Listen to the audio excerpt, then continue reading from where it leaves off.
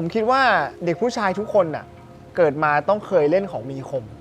ต้องเคยเล่นดาบเล่นมีดเล่นคัตเตอร์อะไรบ้างแหละ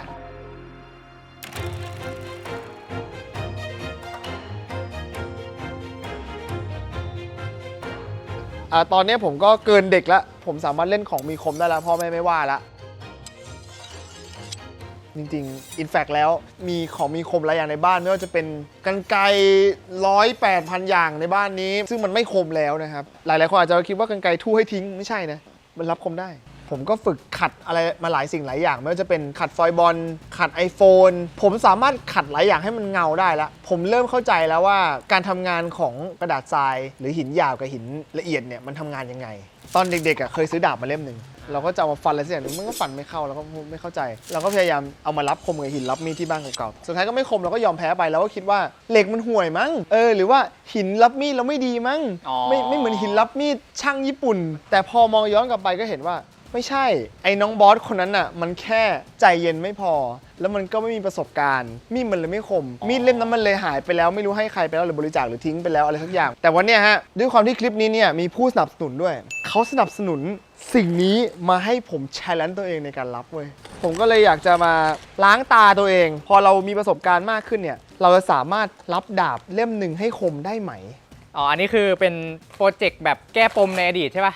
เหมือนใช่ป่ะสมมติตอนเด็กคุณอยากจะเล่นเปียโนได้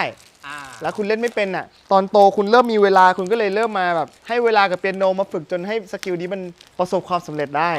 เขาเรียกว่าอะไรอ่ะเขาเรียกว่าแก้ปมโอเคใช่ผมมาแก้ปมในอดีตโอ้เฮ้ยผมต้องเริ่มพูดภาษาจีนยัง现在我们在看里面有什么我们就看见了在上面这个是有很多龙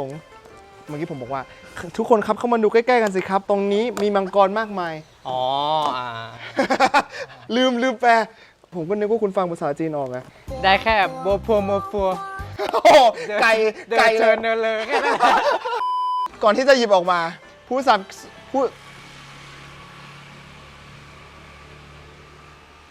พี่เงียบๆหน่อยผมจะขายของพี่ คลิปนี้นะครับสนับสนุนโดย Moonlight Blade Mobile ครับเป็นเกมใหม่จากกาลิน่านะครับเดี๋ยวเราเข้าพูดเรื่องเกมกันนะครับเรามาดูกระบี่กันก่อนดีกว่าด้วยความที่เกมนี้มันเป็นเกมจีนใช่ไหมข้างในมันเลยจะไม่ใช่ดาบซามูไรมันไม่ใช่จากญี่ปุ่นแต่มันจะเป็นจีนแดนมังกรใช่โไม่ธรรมดานะเนี่ย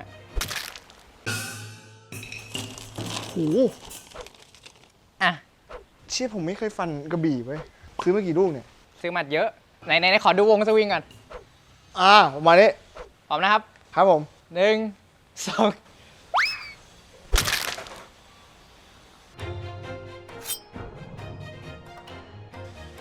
นี่คือขาดนะแต่ว่ามันไม่สวยเท่าไหร่แล้วก็ไม่ฉีกขาดด้วยมันเป็นเพราะว่าอันนี้มันเหมือนแท่งเหล็กแท่งหนึ่งมันไม่ใช่ดาบมันยังไม่มีความคมอะไรมันอาศัยแต่น้ำหนักของมันก็ดูดิแค่น้ำหนักของมันอะความทำลายล้างก็คือยังเข้าขนาดนี้ไปอันต่อไปไหมฮะได้มีอีกฮะมาฮะเรามาปรับเป็นอะไรที่มันแข็งขึ้นมันนิดนึงแอปเปิลครับมันจะแข็งขึ้นมากว่าส้มนิดนึงเพราะว่ามันมีแกนตรงกลางพร้อมนะครับพร้อมครับ1 2 3ผมตีดาบลงพื้นด้วยดาบบินเลยเอาจริงเหรอ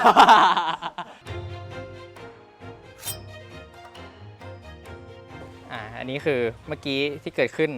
มันเฉือนแหละมันเข้าแหละอีซี่ไปใช่ไหมอีซี่ไปดาบนี้มันยังไงมันก็เข้าผลไม้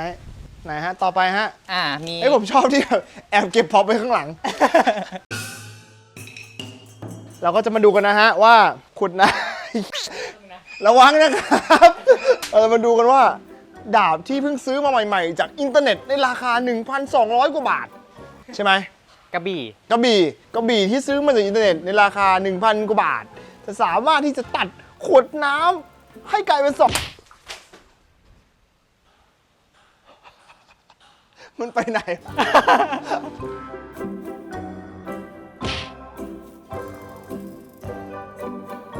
มันแตกข้างล่างแต่ว่าถามว่าขาดไหมไม่ขาดเลยใช่ไหมไม่ขาดเลยยังอยู่ดีอันนี้เป็น before เราก็พอจะรู้แล้วนะครับว่าก่อนรับคมเนี่ยตั ตัดผลไม้ก็เข้านะ แต่ว่าลายคม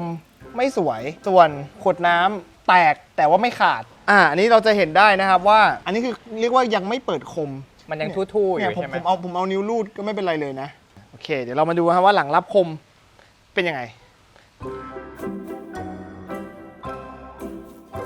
ตอนนี้เรามี2ทางเลือกด้วยกันในการรับคมทางเลือกที่1ก็คือเอาใบอยู่เฉยๆเล่าหินเข้าอีกอันหนึ่งคือหินอยู่เฉยๆเล่าใบเข้าด้วยขนาดใบคิดว่าคงจำเป็นต้องเป็นใบอยู่เฉยๆเอาหินปิ้งแทนขอวัดก่อน 3.5 เซน 2.5 เซนโอเคมีดไม่เท่ากันแปลว่าถึงแม้ว่าเราทำจิกได้เนี่ยเราก็จะมีปัญหาอยู่ดีเพราะมันไม่ตรงมันไม่ได้ขนานกันทั้งเล่มใช่ใช่ถ้างั้นแปลว่าอาจจะต้องฟรีแฮนด์ชับฟรีแฮนด์เป็นวิธีที่ไวที่สุดแล้วก็ใช้ฝีมือเยอะที่สุดคุณเชื่อไหมว่าผมซ้อมรับมีดจนหินรับมีดที่ผมใช้แม่งจะหมดแล้วอะเนี่ยผมใช้ไปครึ่งก้อนแล้วเห็นเลขพันไหมคนไรใช้หินรับมีดครึ่งก้อนได้โอ้ของจริงของจริงใช้ไปแล้ววันนี้เนี่ยซื้อหินมาใหม่เฮ้ยไม่เคยซื้อหินซุปทรงนี้มาก่อน150 บาทเว้ยทุกคนเป็นหินรับมีดที่เขาบอกว่าเขาจะเอามารับพวกมีดกรีดยางกันที่มันหน้าตาประหลาดไงเพราะว่ามันเอาไว้เข้ามุมที่เราพูดถึงเมื่อกี้ไงอันนี้มันไม่ใช่เส้นตรงมันเป็นเส้นโค้งลงมาแล้วมันก็โค้งลงไปอีกมันไม่เหมือนกับมีดของกบใส่ไม้หรือมีดของสิวที่มันต้อง90เป๊ะๆอันนี้มันเป็นมีดโค้งแล้วมีดโค้งเราจะรับยังไงเราก็น่าจะต้องใช้หินโค้งก็เลยซื้อหินโค้งมาเดี๋ยวผมจะค่อยๆขยับไปนะครับก็คือว่าด้วยความที่มันใหญ่มากผมอาจจะเริ่มจากข้างหน้าก่อนดีกว่าทำยังไงก็ได้ให้เอาเหล็กออกไปจนถึงมุมที่คุณอยากได้ให้ไวที่สุดแต่ว่าก่อนที่จะไปถึงตรงนั้นได้มันแล้วแต่ว่าอุปกรณ์คุณมีอะไรบ้างไงบางคนอาจจะมีหินราคาแพงก็แล้วแต่คุณก็เล่นหินราคาแพงก็ได้มันก็จะมีคุณสมบัติหินของหินแต่ละหินก็ไม่เหมือนกันอันนี้ผมรู้ว่าผมต้องเอาเหล็กออกจำนวนมากแล้วผมต้องการความละเอียดประมาณนี้ผมก็เลยเลือกหินนี้มา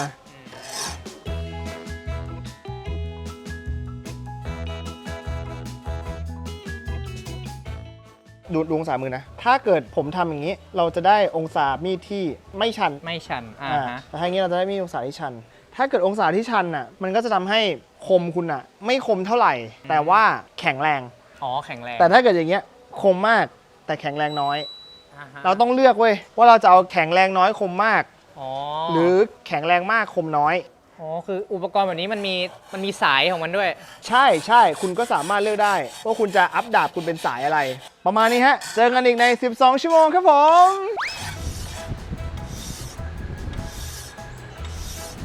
ช่วงนี้เวลาผมต้องทำอะไรมือซ้ายผมจะบังคับตัวเองทำเลยเว้ยแบบบังคับไม่ถนัดใช่ไหมไม่สนใจจับทำไปก่อนช้าๆก็ได้ผมอินสปายมาจากนักเทนนิสที่เขาใช้ได้2 มือผมบอกว่าโอเคถ้างั้นกูจะเป็นเมกเกอร์ที่ใช้ได้2 มือเหมือนกันกูอาจจะไม่ใช่เมกเกอร์ที่เก่งที่สุดแต่ถนัด2 มือกูว่ามันเป็นประโยชน์กับคนอื่นคิดว่ามันขี้โกงกว่าจัดไฟเสร็จสักทีผมไปเรียนรู้กับอาจารย์มาเพิ่มละหลักๆเราต้องเอาเหล็กออกก่อนให้มันเกิดเป็นมุมอย่างนี้ให้มันเกิดเป็นมุมอย่างนี้ผมก็ต้องหามุมที่มันเท่าเดิมทุกครั้งแล้วก็อย่างเงี้ยโอ้โหค่อยๆไป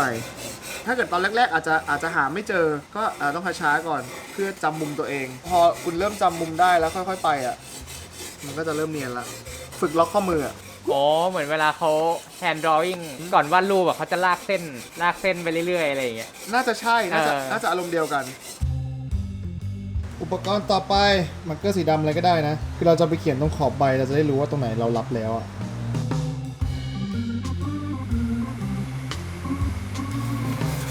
มันละเอียดกว่าที่ผมคิดเอาไว้เยอะมากคือตอนนี้มันมีหลายองศามากมันมีองศามีดปกติเป็นอย่างนี้แล้วข้างบนหัวมีดนั่นผมก็ทำองศาเข้ามาอีกแล้วข้างบนหัวมีดข้างนั้นอีกผมก็ทำองศาตรงนี้เข้ามาอีกแม่งมี3 ชั้นตอนนี้อันนี้ก็จะได้ฟันรับไปละครึ่งอาทิตย์รับกระบี่ไม่คมสักทีนะครับแต่ที่คมกว่ากระบี่นะครับก็คือคีย์เมสเสจของเกมนี้ครับ Moonlight Blade เกม 3D แนว MMORPG กำลังภายในจอมยุทธใครชอบกระบี่และอีกทั้ง6 สายอาชีพจาก6 สำนักที่น่าสนใจนะครับต้องเกมนี้เลยมีภาพสวยธรรมชาติวิวทิวทัศน์นี่คือแบบจอมยุทธสุดๆเรียกว่ากำลังภายในยินหยางครบนอกจากอาชีพที่เราเลือกได้แล้วเนี่ยเรายังสามารถเลือกหน้าตาของเราได้ด้วยนะครับว่าเราจะอยากเป็นจอมยุทธหน้าหวานหน้าคมหน้าอิสระ ปรับแต่งหน้าตาได้ตามใจชอบ ด้วยเควสเนื้อเรื่องที่จะทำให้คุณอินไปกับเรื่องราวของยุทธจักรแล้ว ยังมีระบบลงดัน PVP และ Guild War ให้ไปเล่นกับเพื่อนอีกด้วย โดยที่เกมนี้ได้ทั้งมือถือและคอมพิวเตอร์นะครับ ไปเจอกันในเกมได้เลย หาข้อมูลเพิ่มเติมนะครับได้ที่ Facebook Garena Moonlight Blade อรุณสวัสดิ์ครับยินดีต้อนรับสู่วันที่ 3 ละ อันนี้เดี๋ยวเอาส้มลูกเดิมไม่ใช่ลูกเดิมดิลูกใหม่แต่ว่าแพ็คเดียวกันนะมันยังเฉือนไม่เข้าอ่ะมันยังเป็นรอยอย่างนี้อยู่อยากให้แบบฟื้นปุ๊บแล้วมันเข้าเลยนะครับเพราะฉะนั้นเดี๋ยววันนี้จะมาใช้เครื่องใช้มือมันไม่เสร็จสักทีนึงนะครับ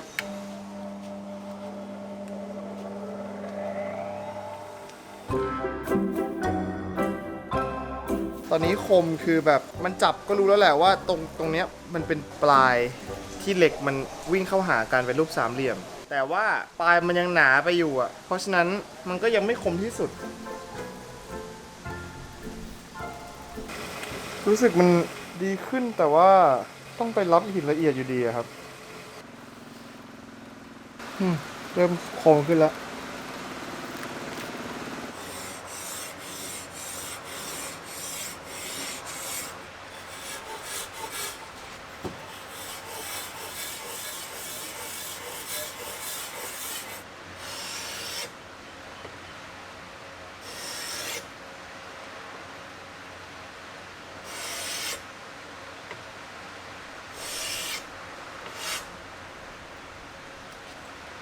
ตอนนี้มันก็รู้สึกว่ามันเนียนแล้วนะมันตรงเป๊ะๆแล้วแต่มันแค่ยังไม่คมอ่ะคุณอาจจะงงว่าผมทำอะไรอยู่วะผมกำลังจับอยู่ว่ามันมีเหล็กที่ผมรับอ่ะมันพลิกกลับด้านมาหรือยังถ้าเกิดเหล็กที่ผมรับแล้วมันพลิกกลับด้านมาเนี่ยแปลว่าผมสามารถรับเหล็กชิ้นนั้นน่ะคมสุดด้วยหินก้อนนั้นได้แค่นั้นมันไม่สามารถไปได้มากกว่านั้นแล้วเหล็กที่พลิกกลับมาเนี่ยภาษาอังกฤษเขาเรียกว่าเบอร์ผมก็จะรับจนผมเจอเบอร์นะด้วยเทคนิคเนี้ยแค่นี้เองอ่ะแล้วก็เปลี่ยนหินไปเรื่อยๆอ่ะคุณสามารถทำให้มีดคมกิ๊บความรู้ที่สำคัญที่สุดเลยนะที่ผมไปดู YouTube มามากกว่า5 ชั่วโมงเกี่ยวกับการรับมีดเนี่ยคุณไม่จำเป็นต้องมีหินเยอะแยะแบบผมนะครับหินที่สำคัญที่สุดในการรับมีดคือเบอร์ 1000 สามารถทำให้เหล็กหรือมีดใดๆในโลกก็แล้วแต่คมได้ด้วยหินเบอร์ 1000 แค่ก้อนเดียวไม่จำเป็นต้องมีอะไรอีกแล้วอยากรู้ว่าต้องรับแค่ไหนถึงจะรู้ว่าต้องเอาหินไปแช่น้ำแล้วก็อาจารย์คนหนึงบอกว่า use the whole stone ใช้ให้ทั่วนี่ไงเห็นปะผมเริ่มจากใช้ฝั่งนี้ก่อนเพราะฉะนั้นเนี่ยผมต้องบาลานซ์2อย่างพร้อมกันนะอย่างแรกคือบาลานซ์มีดให้มันอยู่องศาตรงอย่างที่2คือบาลานซ์ให้ใช้หินเท่ากันทั้งหมดผมต้องทำ2สิ่งนี้พร้อมกันไปเลยโอ้โหต้องโฟกัสมากเลยเนี่ยใช่ผมได้ยินคำว่าช้าได้พลาเล่มงามเนี่ยได้ยินมาทั้งชีวิตแล้วแต่เพิ่งเข้าใจอ่ะก็ตอนรับกระบี่นี่แหละเพราะตอนแรกผมใจร้อนมากผมอยากให้มันคมไวๆอยากให้มันคมไวๆถ้าเกิดสมมติว่าคนที่รีบอย่างเงี้ยแต่ถ้าเกิดองศาคุณไม่ตรงนะคุณจะรีบให้ตายยังไงนะคุณก็จะกลายเป็นแบบผมอ่ะ6 วันไม่คมอ๋อแต่ถ้าคุณแบบสปีดนี้เลยนะแต่ถ้าองศาคุณตรงเป๊ะนะรับประกันแป๊บเดียวคมแต่ถ้าเกิดสมมติว่าคุณเริ่มเซียนแล้วอ่ะคุณก็จะสามารถที่จะบวก2อย่างนี้เข้ากันได้ทั้งองศาถูกต้องและความเร็วทำให้เกิดเป็นมีดที่ทั้งคมแล้วก็ทั้งไวทั้งเร็วและดีใช่สวัสดีครับยินดีต้อนรับสู่วันที่568ตอนนี้ทั้ง2ด้านนี้คมระดับ10,000 กริดแล้วตอนนี้มีเบอร์ทั้งใบแล้วคุณเห็นไหมว่าข้างหน้าเนี่ยมันมนกิบเลยนะเว้ยใช่เราคงคิดเอาเองว่าการที่จะเป็นกระบี่ที่คมอ่ะมันควรจะเป็นรูปสามเหลี่ยมใช่ไหมใช่ตอนแรกผมก็คิดอย่างนั้นควรจะแหลมๆแล้วถ้าเกิดผมทำมันไม่แหลมอ่ะถ้าเกิดผมก็แค่แบบตามร่างกายตัวที่ฝนไปเรื่อยมันออกมาเป็นหน้าตาเป็นยังไงมันออกมาเป็นหน้าตาอย่างนี้เว้ยเป็นรูปโค้งเว้ยทุกคนคือไม่แหลมแต่ว่าก็ยังคมอยู่คมสิ่งนี้คม10,000 กริดคือแทงอะไรคือทะลุแน่นอนเพราะฉะนั้นน่ะเดี๋ยวแผลมันจะแหว่งเราจะทำให้แผลสวยเวลาเราแทงอะไรก็แล้วแต่โดยการตัดเบอร์ออกสิ่งนี้คือ drop ที่มีไขปลาวาฬอยู่ข้างบนนี้นะครับ drop เป็น tool อย่างหนึ่งแผ่นหนังแผ่นหนึ่งที่ตั้งอยู่บนอะไรที่เรียบและเราเอาเหล็กที่มีเบอร์เนี่ยไปถูกับ drop เบอร์ก็จะหลุดก็มันเป็นแผ่นไม้ที่หุ้มด้วยหนังแค่นั้นเองแล้วผมก็เอาไขปลาวาฬนี่แหละมาทาโครเมียมออกไซด์ขอพูดเป็นวิทยาศาสตร์แล้วกันนะสีนี้คือโครเมียมออกไซด์นะครับ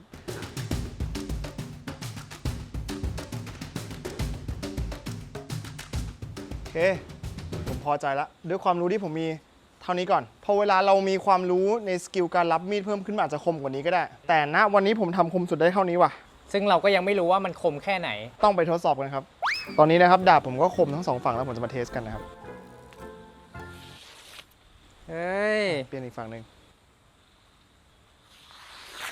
นี่คือกระดาษชื้นนะ ถ้ากระดาษแห้งน่าจะตัดดีกว่านี้อีกได้อยู่อ่ะลองทำปุ๋ยไป คือ ไอ้เขาวที่แล้วที่ทดสอบไปเนี่ยมันเป็น ส้ม ส้มกับแอปเปิลใช่ไหม มันดูไม่อลังการอ่ะ อ๋ออันนี่เอาแบบสะใจเลย ลูกใ ช่ไม หญ่ๆ ถ้ามันตัดมันต้องผ่านทั้งหมด ตรงนี้ ผมมาหลังสุดตรงนี้ ผมตัดโชะผ่านไป แล้วผมเบรกตรงนี้ได้อยู่ โอเคนะ เดี๋ยวนะ อ่ะพร้อมแล้วครับ พร้อมแล้วนะฮะ พร้อมแล้วครับ อัดแล้วเหรอ อัดแล้วครับ 3 2 1 เ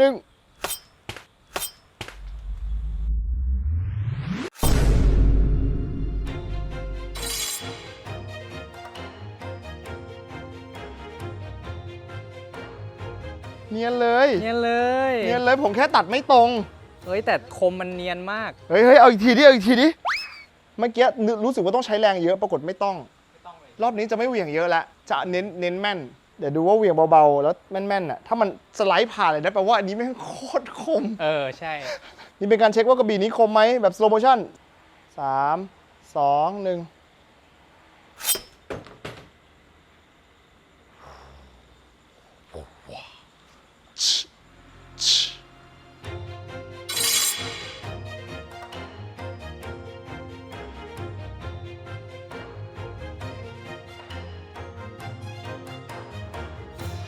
คงไม่คงอ่ะ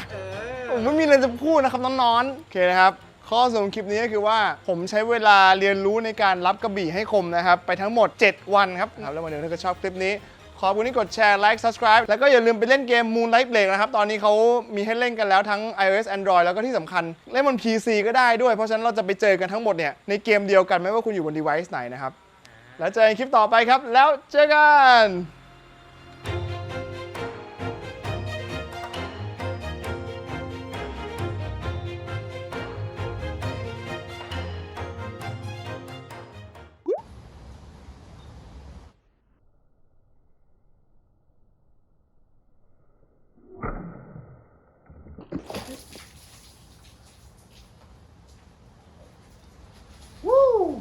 สวยแน่เลยว่ะ